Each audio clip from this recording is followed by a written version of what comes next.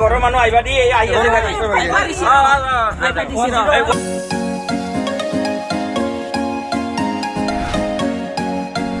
BA BSc हाबनो गोनां फरायसाफोरनि थाखाय गोनां फोसावथाय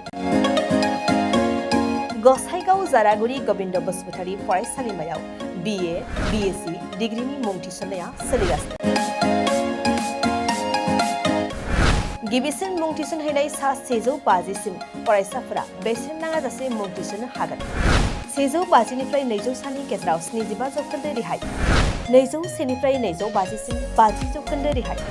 आरो 250 निफ्राय 600 नि गेजेराव मुं थिसननायनि रांखौ 25 जौखोन्दो रेहाय होनाय जागोन जारागुरि गोविंद बसुमतारी फरायसालिमाया बड'लेण्ड मुलुगसोलोंसालिजों गनायथि होजानाय गुनगोनां फोरोंगिरिफोरजों लोगोसे फरायसाफोरनि गाहाम सुबिदा गोनां फरायसालिमा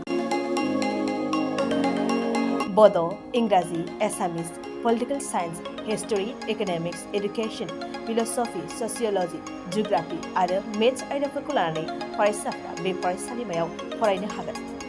लोगोसेयैनो फरायसाफोरा लाइब्रेरिनि सुबिदा extra curricular activities career counselling सांग्रांथियारि हाबाफारि रिविजन क्लास लोगोसे स्पोकन इंग्लिश सेल्फ डिफेन्स आरो कम्पिउटारनि उफ्रा सोलोंथायबो लानो हागोन गोनो गोथो मोनदोंब्ला दानो 9706680878 7002271929 आरो 7002131754 जानबुं अनजिमायाव जगाजग खालाम college website www.gbcj.edu.in email ID govindcollege@gmail.com